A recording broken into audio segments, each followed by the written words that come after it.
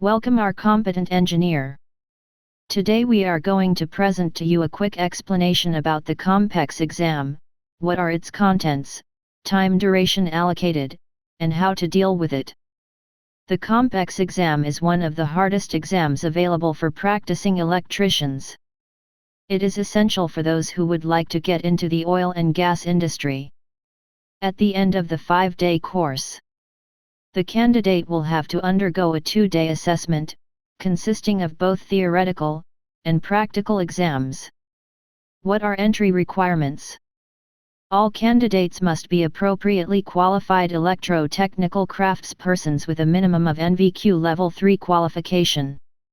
Candidates must be time-served and experienced in terminating steel wire armored glands and braided cables, as well as to perform safe isolation procedures and carry out inspection and testing on electrical installations.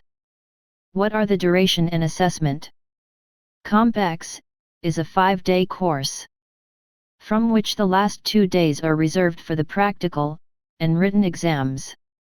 After registration and payment, the course provider is expected to provide the candidates with several books or similar printed materials. These materials, usually a toolbox guide and a course notes, will be expected to be studied by the candidate before attending the course. It is advisable to take this very seriously, since the 3 days available on the course for actual studying is very little time in relation to the scope of the material for the COMPEX exam. After completion, successful candidates will be presented with a COMPEX Certificate of Core Competence, which is valid for 5 years. After 5 years, a refresher course must be completed. The COMPEX practical exam consists of 4 sections. First section is low voltage installation construction. Second section is low voltage installation inspection. Third section, intrinsic safety installation construction. Fourth section, intrinsic safety installation inspection. 2 of these sections will have to be completed on the 4th day, and the remaining 2 together with the theoretical exam on the 5th day of the course. Each candidate will have its own examination bay for the practical exam. It will be similar to the ones seen on the City and Guilds 2391 exam or on the Achievement Measurement 2 exam, with one significant change: the bay is divided in EPLS and a safe zone. The candidate will need to install and inspect all equipment in accordance with the COMPEX requirements. For the first section, low voltage installation construction, the bay will have certain specialized equipment installed on it, such as luminaries and switchgear, together with several enclosures. The candidate will have to connect all of this equipment in accordance with the wiring diagram provided. During this process, the candidate will have to use and terminate steel wire armored cable, braided cable with or without XD and XD bar glands. The allowed time for this part of the COMPEX practical exam is 3 hours and 35 minutes. For the second section, low voltage installation inspection.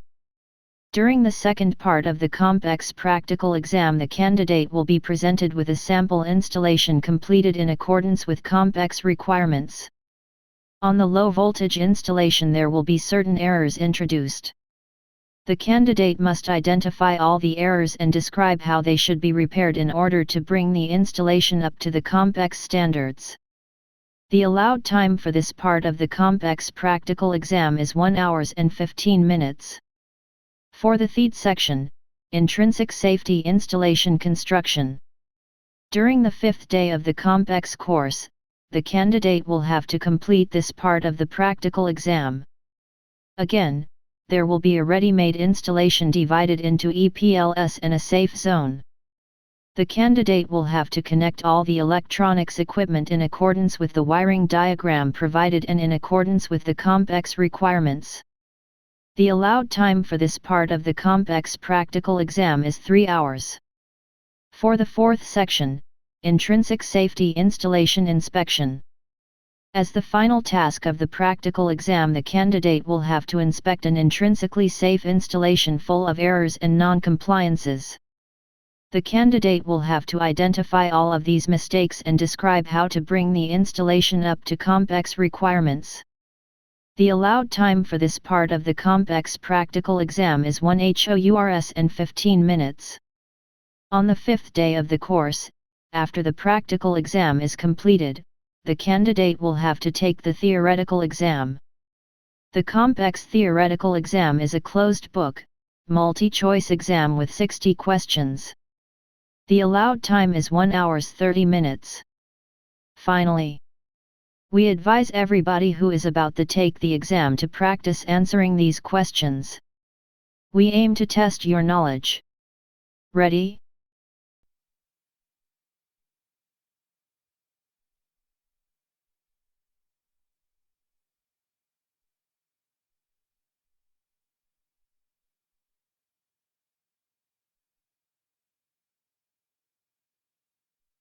Which of the following is not needed for a fire to take place?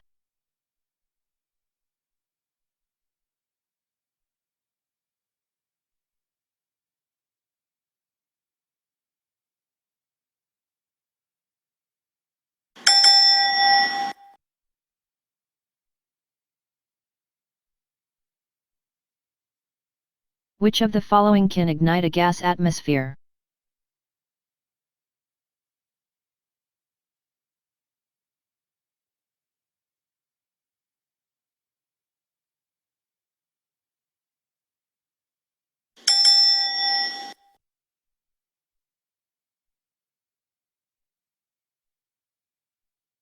The temperature at which a gas ignites spontaneously is called.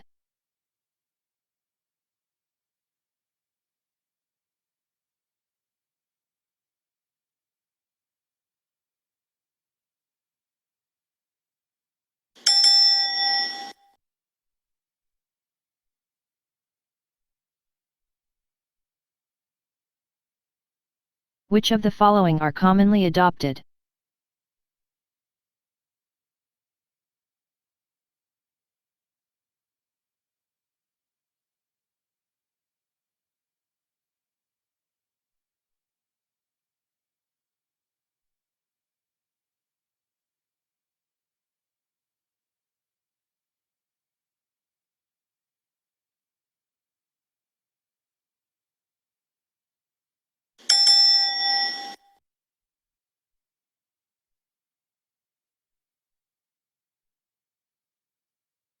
Which is an example of group I gas?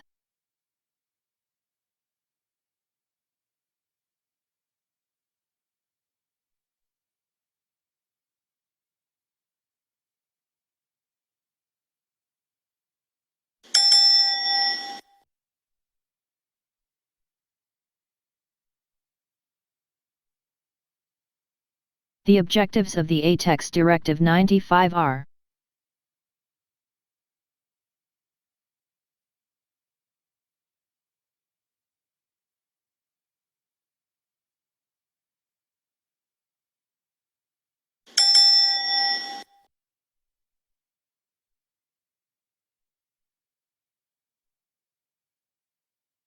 concerning ATEX categories, which abbreviation is used for equipment?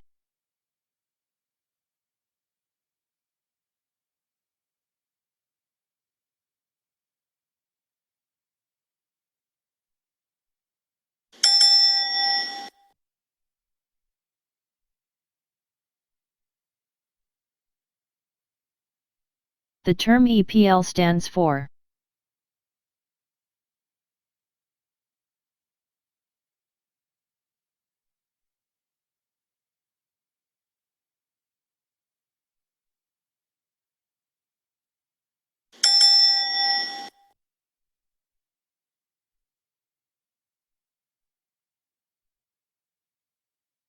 XN. Equipment can be used in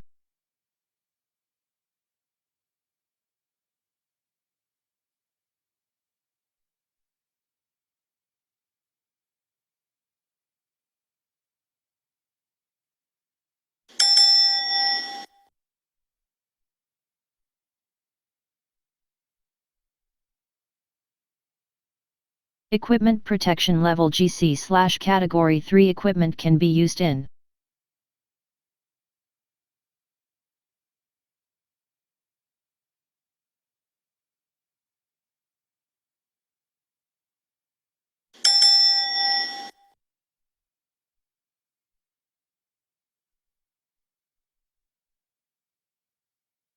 Components which produce sparks, such as contactors and switches, are permitted inside XD enclosures.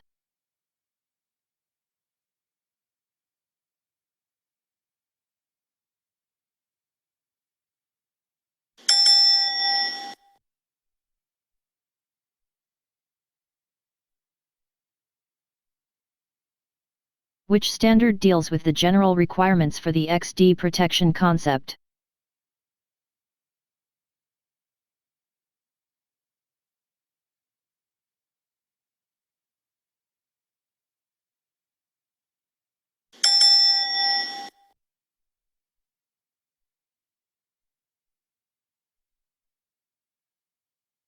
Flame-proof equipments is so named because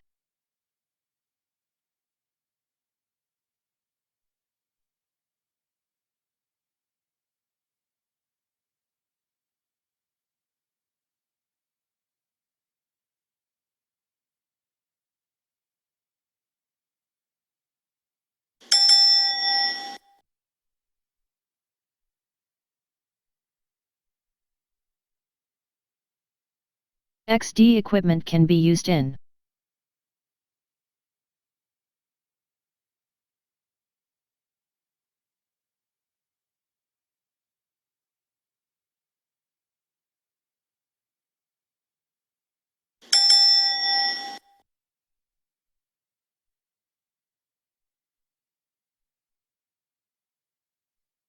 A switch is located in a flame-proof enclosure less than 2 liters in volume in a IIC environment. The enclosure requires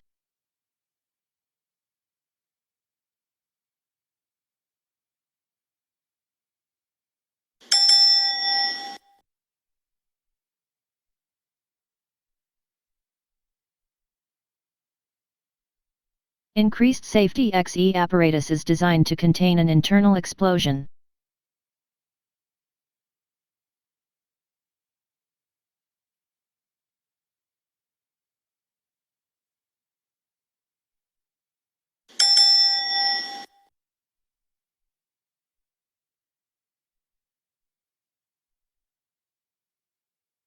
In general, XE equipment can be installed in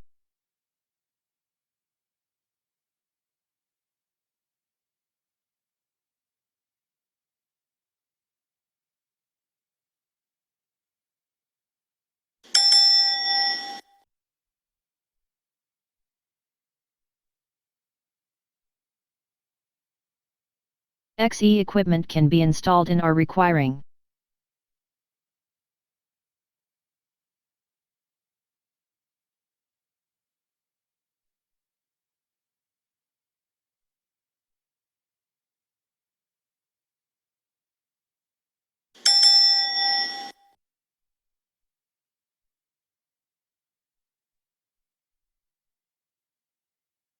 XE equipment must have an IP rating of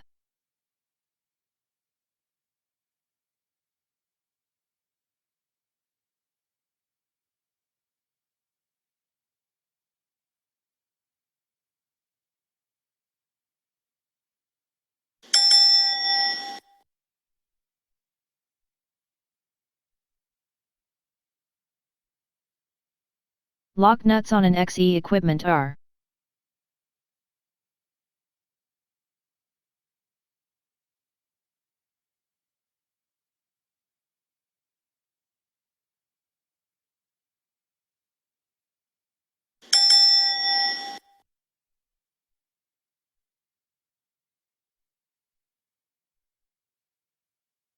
in general, XN equipment can be installed in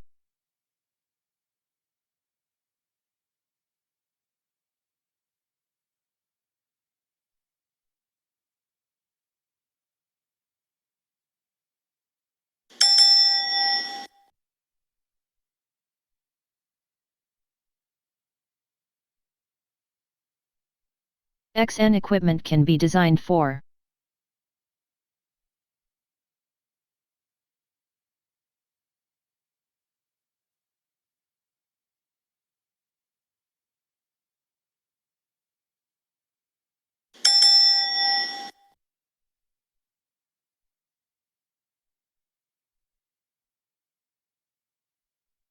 which is not a recognized XN method of protection.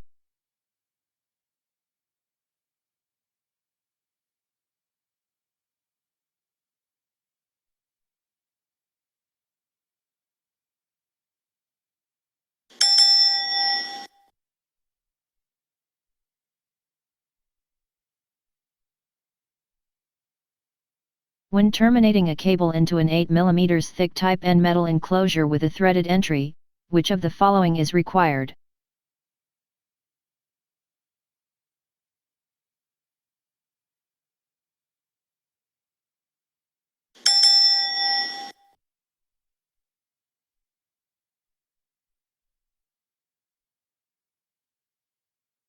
For XN restricted breathing, which one of the following must always be provided?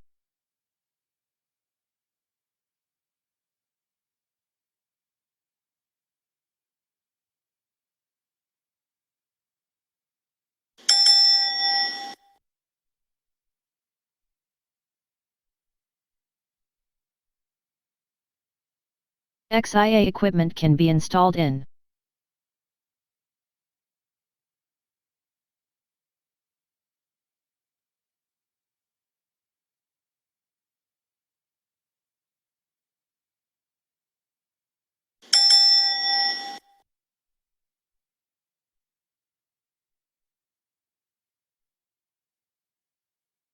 galvanic isolators require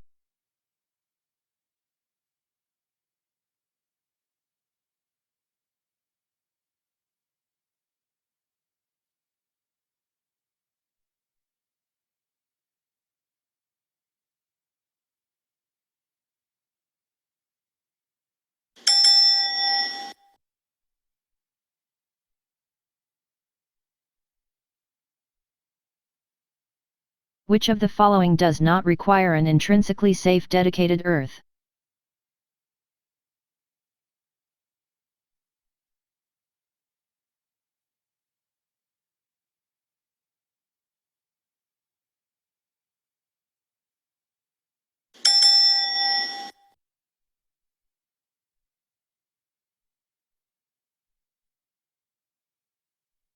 What is the minimum distance between terminals for intrinsically safe circuits and terminals of non-intrinsically safe circuits?